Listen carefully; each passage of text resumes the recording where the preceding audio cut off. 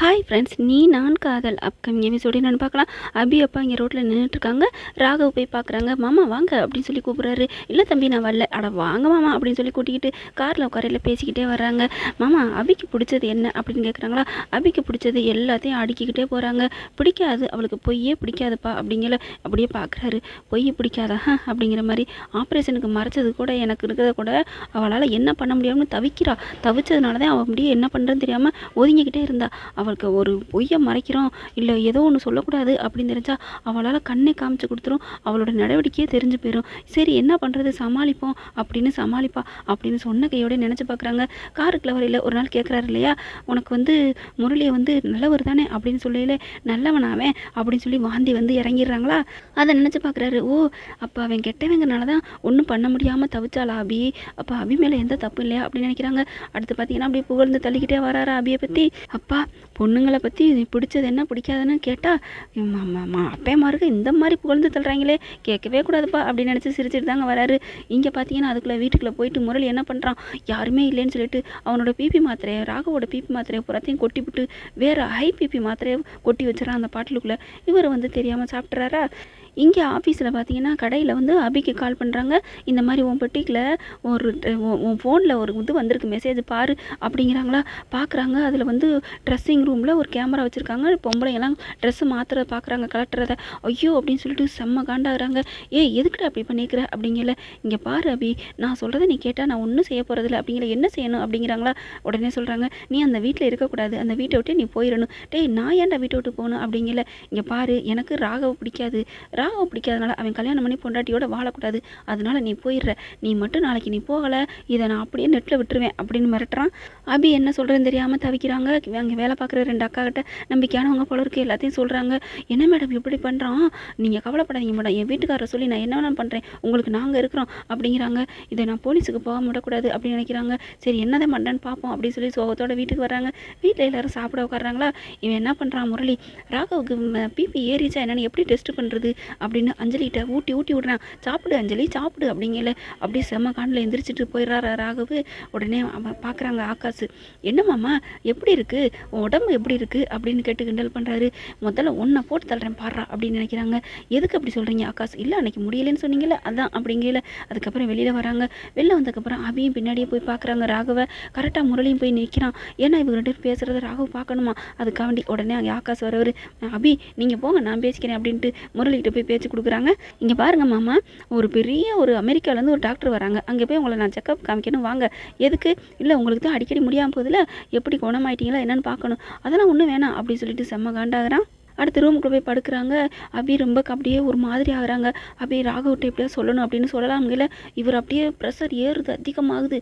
ஐயோ இவரே ஒரு மாதிரியாக இருக்காரு, இப்போ நம்ம அதை சொன்னோம்னா என்ன ஆகும், வேணாம் இன்றைக்கும் சொல்ல வேணாம், நாளைக்கு பார்த்துக்குவோம் அப்படின்னு அபி அப்படியே சோகத்தோடு படுத்துடுறாங்க.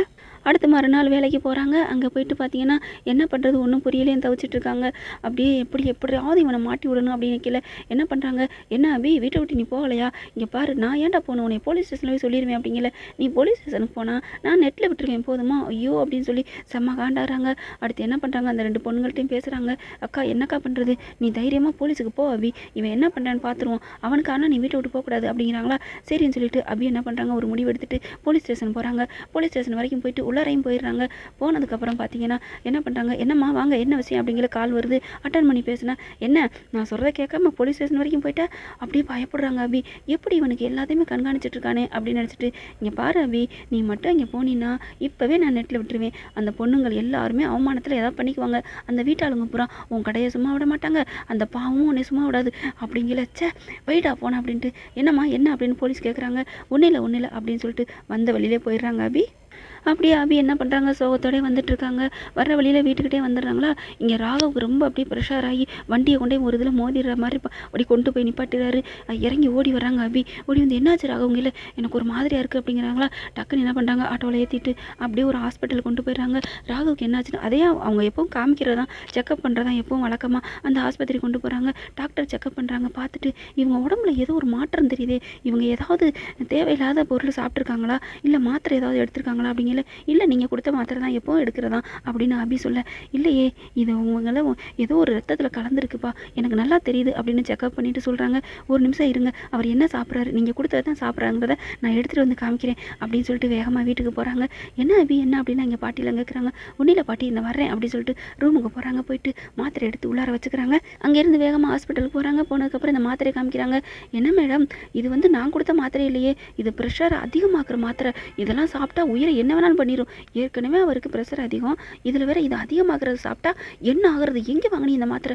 சார் நீங்கள் கொடுத்ததா சார், நான் கொடுத்ததா? இங்கே பாருங்கள் அப்படிங்களா. ஏங்க மேடம் இந்த பாட்டில் என்னோடது தான், எங்களோட கம்பெனி தான், ஆனால் இதுக்குள்ள இருக்க மாத்திரை எங்கள் இது இல்லை, நான் கொடுக்குறது லோ மாத்திரை, இங்கே பாருங்கள் அப்படின்னு சொல்லி காமிக்கிறாங்க. இதுதான் நான் உங்களுக்கு கொடுத்துருக்கேன் அப்படிங்கிற. இப்போ எப்படி ஆயிருக்கும் ஒன்றும் புரியலையே, எங்களை மீறி யார் வீட்டுக்கு வந்திருப்பா?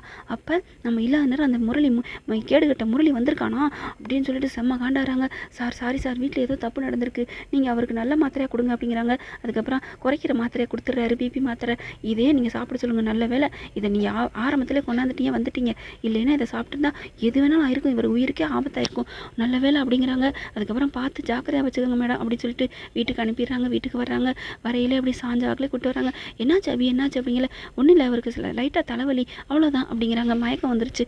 ஓ ப்ரெஷர் அதிகமாயிருச்சா மவனே, இருடா இன்னும் போ உனக்கு இருக்குடா அப்படின்னு முரளி ரொம்ப சந்தோஷப்பட்டுக்கிட்டு இருக்கான். அப்படியே பார்க்குறாங்க அபி. ஓ உன்னோட வேலை தானே இதெல்லாம், இப்போ நீ சந்தோஷமாக இருக்க பார்த்தா ப்ரெஷர் அதிகமாக இருக்குன்னு நினைக்கிறியா? அபி மனசில் நினைக்கிறாங்க. அதெல்லாம் நான் மாற்றிட்டேன்டா, இது தெரியாமல் நீ இருக்கிறியா அப்படின்ட்டு. சரின்னு சொல்லிட்டு ராகவ் என்ன பண்ணுறாங்க, மெல்ல மெல்ல கூட்டிகிட்டு போகிறாங்க. மேலே போய் படுக்க வைக்கிறாங்க. அதுக்கப்புறம் பார்த்தீங்கன்னா இந்த நல்ல டாக்டர் கொடுத்த மாத்திரை கொடுக்குறாங்க. நீங்கள் படுங்க அப்படின்னு சொல்லி படுக்க வைக்கிறாங்க. கீழே வர்றாங்க. அனு எல்லோரும் இருக்கிறாங்களா. என்னாச்சுமா அவனுக்கு அப்படிங்கிற. சும்மா தலைவலி தான், அதுக்கு தலைவலி மாத்திரை கொடுத்துருக்குறாங்க, ஊசி போட்டிருக்காங்க, பிரச்சனை இல்லை, நாளைக்கு சரியாயிரும் அப்படிங்கிறாங்க. அதை எப்படி சரியாயிரும், நான் கொடுத்த மாத்திரை அவனை சும்மா விடாதடி, நீ ஏன் அபி இங்கே வந்து கஷ்டப்படுற, நீ வீட்டை விட்டு போ, முடிவு எடுக்கிறியா இல்லையா அப்படின்னு அந்த ஆளுக்கு கால் பண்ணுறான் முரளி. அவன் உடனே கால் பண்ணுறான். என்ன அபி வீட்டை விட்டு போகிறதா முடிவு பண்ணியிருக்கியா இல்லையா, இன்றைக்கி நைட்டுக்குள்ளே நாளைக்குள்ளே நீ வீட்டை விட்டு போகலை, உனக்கு இருக்குது கச்சேரி, நான் நெட்டில் விட்டுருவேன் அப்படின்னு சொல்லி மிரட்டிட்டு வைக்க பார்க்குறாங்க. அபி ரொம்பவே ஃபீல் பண்ணுறாங்க. கரெக்டாக முரளி திரும்பி பார்க்கல, முரளி சந்தோஷப்பட்டுட்டு இருக்காங்க. அட பாவி நீ தானே எல்லாம், சே நான் இதை ராகவிட்ட சொல்லியே ஆகணும் அப்படின்ட்டு வேகமாக போகிறாங்க. ராகவிட்ட சொல்லலான்னு பார்த்தா அப்படியே கண்ணை மூடிட்டு இருக்காரு. அப்படியே பக்கத்துலேயே வந்து நிற்கிறாங்க. என்ன அபி என்ன அப்படிங்கல. ஒன்றும் இல்லை அப்படி சொல்லுமா வேணாமா அப்படின்னு தவிச்சிட்டு இருக்காங்க. என்ன அபி எதா இருந்தாலும் சொல்லு அப்படின்னு கரெக்டாக அவர் தூங்க போகிறாரு. சரி தூங்க நாளைக்கு சொல்கிறேன் அப்படின்னு சொல்லிட்டு பேசாமல் போய் படுத்துடுறாங்க. அபி இப்போ சொல்லுவோமா வேணாமா, இப்போ தான் அவருக்கு ப்ரெஷர் குறைஞ்சிருச்சு, நாளைக்கு சொல்லுவோம் அப்படின்னு முடிவு எடுக்கிறாங்க. அபி ஓகே ஃப்ரெண்ட்ஸ், பார்க்கலாம் இப்படி தான் போகலாம். இந்த பதிவு உங்களுக்கு பிடிச்சிருந்துச்சுன்னா உங்கள் பொண்ணான கையில் ஒரு லைக்கை போட்டு சப்ஸ்கிரைப் பண்ணிடுங்க. Thank you friends.